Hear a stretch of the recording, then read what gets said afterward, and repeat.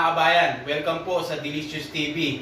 Ngayon naman po ang menu natin for today ay chicken fillet sweet and sour. So wag na po natin guys patagalin. Let's go, simulan na po natin.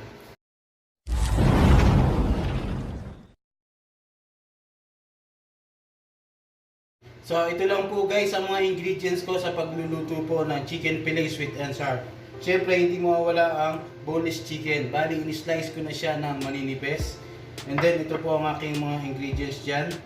Ang pampalasa ko ang soy sauce and sugar, salt, corn flour, and vinegar, white pepper, ketchup.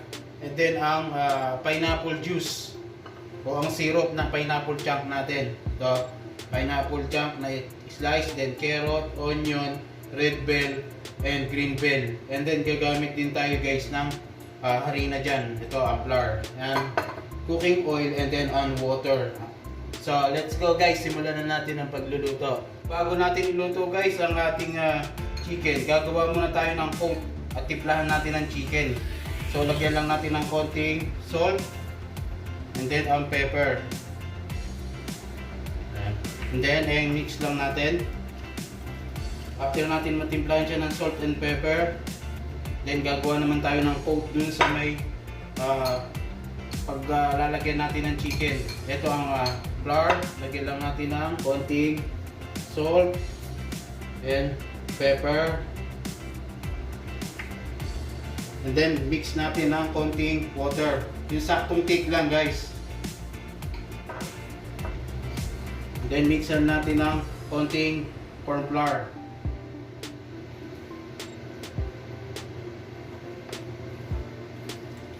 Then mix lang natin guys. Continuous lang tayo sa pagmi-mix para dun sa gagawin natin na coat ng chicken bago natin siya i-deep fry guys. Then continue lang tayo sa pagmi-mix.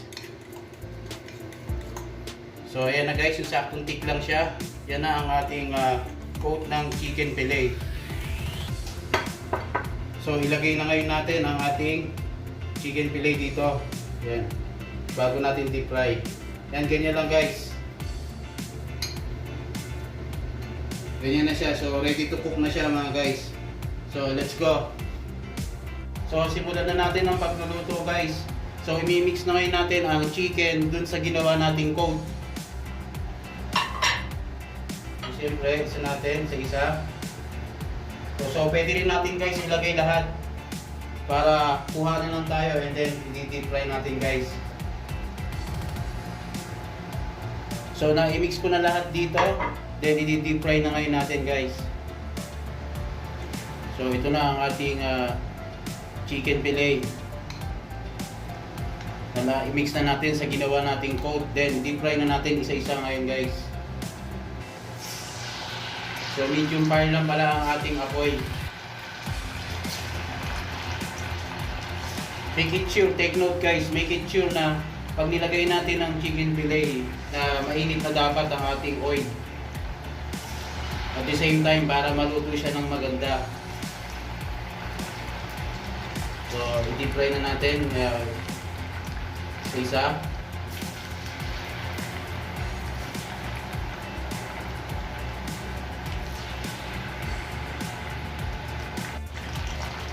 Then mix lang natin guys para hindi siya magdikit-dikit. Siyempre yung golden brown alisin na natin. Ganyan ang luto niya guys. Ilagay natin dito.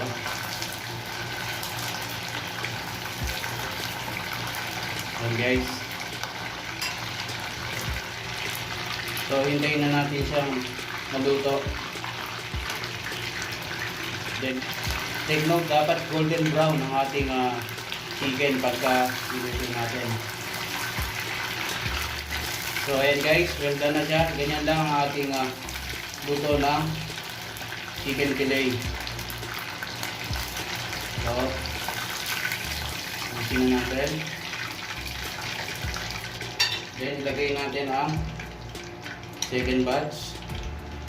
Same procedure pa rin. I-drop natin isa-isa.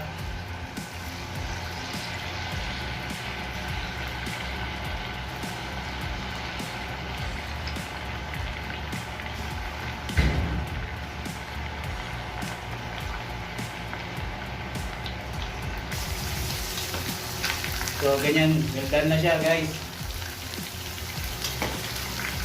So ready to up na. Ganyan ang luto natin, golden brown na siya. So i-up na natin sa isa. So ayan ang well done natin ng chicken fillet. Ngayon naman guys, ang gagawin natin ang sauce niya na sweet and sour. Konting cooking oil. And then susutay lang natin ang kanyang vegetable.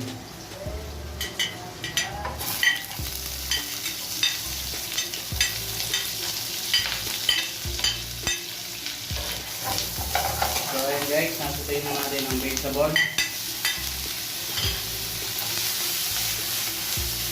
Yung saktong half cook lang guys. Kaya nililix na natin siya. So ayan, after na nasutay natin. So alisin na ngayon natin. Sunod naman ngayon natin ang kanyang sauce.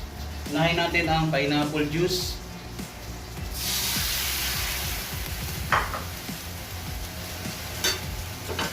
Then ang vinegar guys, sugar, and then ang soy sauce, ang ketchup,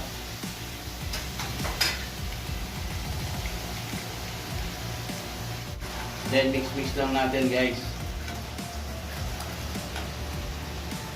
So ilalagay pala natin dito ang pineapple slice, so ang pineapple chunk,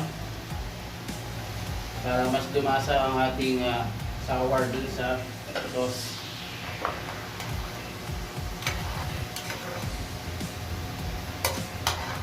Then mix lang natin.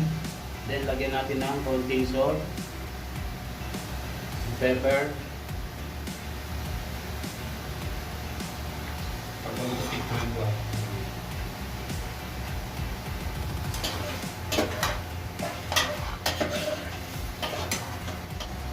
then gagawa tayo guys ng slurry. Slurry, ito yung ating corn flour, and then mixahan natin ng water. Konti lang, yung saktong thick lang siya guys.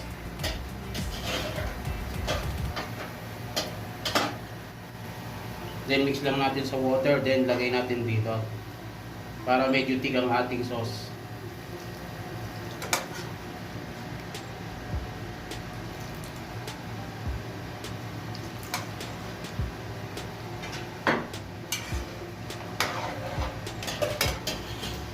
So ayan, well done na ang ating sauce ng sweet and sour. And then i-mix na ngayon natin ang chicken fillet natin dun sa sauce. And then ang vegetable. So magtira lang tayo ng pan-toppings mamaya.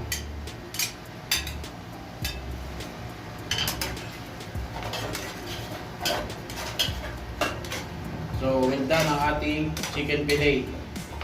So ngayon, i-plate na ngayon natin siya guys. Ganyan lang kasimple ang pagluto ko ng sweet and sour chicken fillet. So i-plate na ngayon natin ang ating chicken fillet. Sakto lang sa plate guys. And then ang ating natira na toppings. Ganda na siya guys, ganyan lang kasimple ang ating sweet and sour chicken fillet.